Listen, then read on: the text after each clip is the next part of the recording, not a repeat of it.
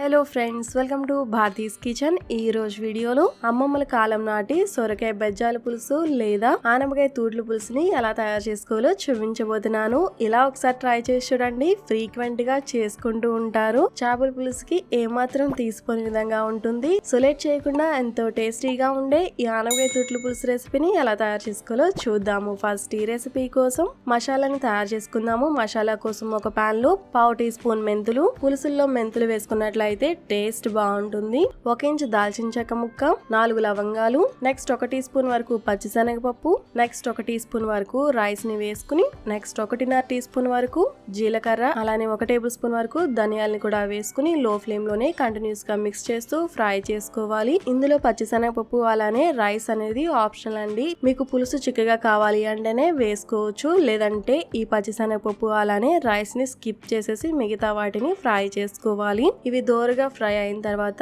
మంచి అరోమా వస్తాయి. అప్పటి వరకు కూడా ఇలా ఫ్రై చేసుకున్న తర్వాత ఇవి చల్లారేంత వరకు పక్కన పెట్టేసేయండి. నెక్స్ట్ ఇవి చల్లారే లోపు అల్లం వెల్లుల్లి పేస్ట్ ని రెడీ చేసుకుందాము. దానికోసం ఒక మోటార్ లో చిన్న అల్లం ముక్క 1 ఇంచ్ మాత్రమే వేసుకోవాలి. నెక్స్ట్ అలానే 3 లేదా 4 వెల్లుల్లి రెబ్బల్ని కూడా వేసుకుని బాగా దంచుకోవాలి. ఈ ఆనపకాయ మసాలా తూట్ల పులుసు రెసిపీ కోసం ఇలా మసాలా పొడిని అలానే అల్లం వెల్లుల్లి పేస్ట్ ని అప్పటికప్పుడు ఇలా దంచుకుని అలానే గ్రైండ్ చేసుకుని వేసుకున్నట్లయితే టేస్ట్ ఇంకా బాగుంటుంది. మరి పేస్ట్ లా అవ్వాల్సిన అవసరం లేదండి. ఇలా కచ్చాబచ్చాగా దంచుకున్న తర్వాత ఈ అల్లం వెల్లుల్లి పేస్ట్ ని పక్కన పెట్టుకుందాము. నెక్స్ట్ ఆల్రెడీ మనం ఫ్రై చేసి పెట్టుకున్న మసాలాలని ఒక మిక్సీ జార్ లోకి ట్రాన్స్ఫర్ చేసుకుని మెత్తగా పొడిలా అయ్యేంత వరకు గ్రైండ్ చేసుకోవాలి. ఇక్కడ చూపిస్తున్నాను చూడండి. ఇలా మెత్తగా గ్రైండ్ చేసుకున్న తర్వాత తీసి పక్కన పెట్టుకోవాలి. నెక్స్ట్ అలానే పెద్దవైతే 2 లేదా చిన్నవైతే 3 ఉల్లిపాయల వరకు తీసుకుని ముక్కల కింద కట్ చేసుకుని మిక్సీ జార్ లోకి వేసుకోవాలి. ఇక్కడ నేను ఉల్లిపాయలు మాత్రమే వేసుకుంటున్నాను. ఈ ప్లేస్ లో మీరు కావాలి అంటే 2 ఉల్లిపాయలు అలానే 1 టమాటో కూడా వేసుకుని గ్రైండ్ చేసుకోవచ్చు. ఇందులో కొంతమంది టమాటా వేసుకుంటారు, కొంతమంది వేయరు. ఇక్కడ నేను టొమాటోని యూజ్ చేయటం లేదు. మరి మెత్తగా గ్రైండ్ చేయాల్సిన అవసరం లేదండి. కొద్దిగా కచ్చాపచ్చగా గ్రైండ్ చేసుకున్నా సరిపోతుంది. ఉల్లిపాయ పేస్ట్ రెడీ అయిపోయిందండి. ఇలా రెడీ చేసుకున్న ఉల్లిపాయ పేస్ట్ ని పక్కన పెట్టుకుందాము. నెక్స్ట్ ఆనపకాయని తీసుకోవాలి. ఈ ఆనపకాయ తూట్ల పులుసు కోసం ఆనపకాయ లేతగా ఉండి అలానే నాటుదైతే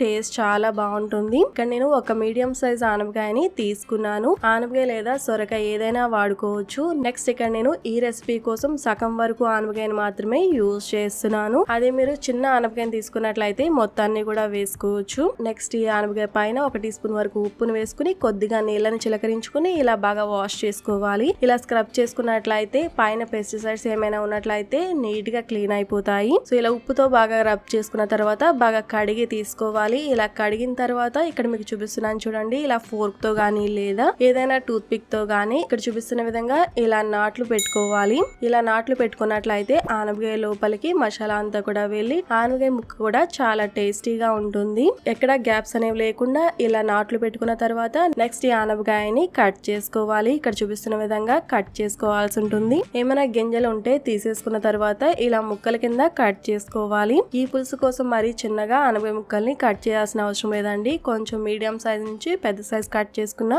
బాగుంటాయి. ఆనపకాయ ముక్కలన్నీ ఇలా కట్ చేసుకున్న తర్వాత పక్కన పెట్టుకుందాము. నెక్స్ట్ ఒక కడాయిలో గానీ లేదా ఇలా మట్టి పాత్రలో గానీ కొద్దిగా ఆయిల్ ని వేసుకోవాలి. ఈ రెసిపీ కోసం ఆయిల్ అనేది ఎక్కువే పడుతుందండి. ఇక్కడ నేను 3 టేబుల్ స్పూన్ వరకు నువ్వుల నూనె వేసుకున్నాను. నూనె వేడైన తర్వాత నెక్స్ట్ ఇందులో 1/2 టీ స్పూన్ ఆవాలు, నెక్స్ట్ 2 వెల్లుల్లి రెబ్బల్ని ఇలా కట్ చేసుకుని వేసుకున్న తర్వాత ఎండుమిరపకాయలను కూడా వేసుకుని కొద్దిగా కరివేపాకును కూడా వేసుకుని ఫ్రై చేసుకోవాలి.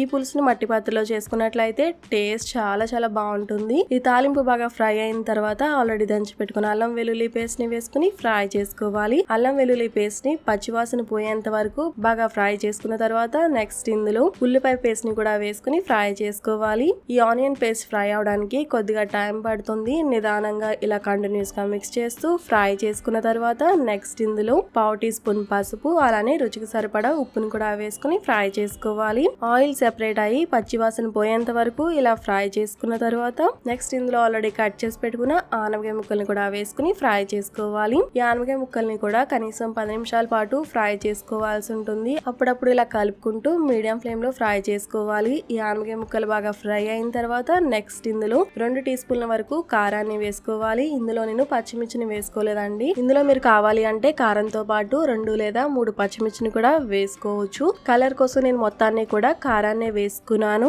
కారం వేసుకుని బాగా కలిపిన తర్వాత నెక్స్ట్ ఇందులో చింతపండు రసాన్ని కూడా వేసుకోవాలి. చింతపండు రసం ఇందులో ఎక్కువగా పట్టదండి, చాలా కొద్దిగా మాత్రం మాత్రమే పడుతుంది. నెక్స్ట్ ఇందులోనే ఆల్రెడీ మనం తయారు చేసి పెట్టుకున్న మసాలా పొడిని కూడా వేసుకుని 1 గ్లాస్ వరకు నీళ్ళని వేసుకున్న తర్వాత నెక్స్ట్ ఇందులో కొత్తిమీరని కూడా వేసుకుని బాగా కలుపుకుని నీళ్ళని అడ్జస్ట్ చేసుకోవాలి. ఇక్కడ నేను మళ్ళీ 1/2 గ్లాస్ వరకు నీళ్ళని వేసుకుంటున్నాను. ఆనపకాయ ముక్కల్ని బట్టి ఇక్కడ నీళ్ళు అనేది వేసుకోవాల్సి ఉంటుంది. 1.5 నుంచి 2 గ్లాసుల వరకు నీళ్లు పడతాయి. నెక్స్ట్ ఇలా బాగా కలుపుకున్న తర్వాత మూత పెట్టుకుని లో టు మీడియం ఫ్లేమ్ లోకి స్టవ్ అడ్జస్ట్ చేసుకుని కుక్ చేసుకోవాలి. ఇది మట్టి పాత్ర కాబట్టి 3 నుంచి 5 నిమిషాల గ్యాప్ లో కలుపుకుంటూ ఉండాలి, లేదంటే అడుగంటే అవకాశం ఉంటుంది. నెక్స్ట్ ఈ ఆనపకాయ పులుసు కుక్ అవడానికి కనీసం 20 నుంచి 30 నిమిషాల వరకు టైం పడుతుంది. నెక్స్ట్ 20 నిమిషాల తర్వాత ఒకసారి చెక్ చేయండి. ఆనపకాయ ఉడికినట్లయితే ఈ రెసిపీ అనేది ప్రిపేర్ అయిపోయినట్లే. ఇక్కడ మీకు చూపిస్తున్నాను చూడండి. ఇలా ఈజీగా నైఫ్ కానీ లేదా ఫోర్క్ కానీ కూర్చు చూడండి. ఈజీగా దిగినట్లయితే ఆనపకాయ ముక్క కుక్ అయినట్లే. చింతపండు పులుసు వేసుకున్నట్లయితే ఇది ఆనపకాయ తూట్లు పులుసు అవుతుంది. చింతపండు పులుపు లేకుండా ఉల్లిపాయ ముక్కలు వేసుకుని తయారు చేసుకున్నట్లయితే ఇది ఆనపకాయ మసాలా కూర అవుతుంది. అలా కూడా ఈ రెసిపీని తయారు చేసుకోవచ్చు. నెక్స్ట్ మళ్ళీ కొద్దిగా కొత్తిమీర వేసుకుని మూత తీసి ఆయిల్ సెపరేట్ అయ్యేంత వరకు కుక్ చేసుకోవాలి. లో ఫ్లేమ్ లో 3 to 5 మినిట్స్ పాటు కుక్ చేసుకున్నట్లయితే ఇలా ఆయిల్ సెపరేట్ అవుతుంది. ఇలా ఆయిల్ సెపరేట్ అయ్యేంత వరకు కుక్ చేసుకుని స్టవ్ ఆఫ్ చేసుకోవడమే. చేపల పులుసుతో పోటీ పడే ఈ ఆనపకాయ తూట్ల పులుసుని మీరు కూడా తప్పకుండా ట్రై చేసి మీకు ఎలా కుదిరింది అనేది నాకు ఈ వీడియో కింద కామెంట్ సెక్షన్ లో తెలియజేయండి. ఈ రెసిపీ మీకు నచ్చినట్లయితే లైక్ చేసి మీ ఫ్రెండ్స్ అండ్ ఫ్యామిలీస్ కూడా షేర్ చేయండి. మరిన్ని టేస్టీ అండ్ సింపుల్ రెసిపీస్ కోసం భారతీస్ కిచెన్ ఛానల్ ని సబ్స్క్రైబ్ కూడా చేయండి. Thanks for watching.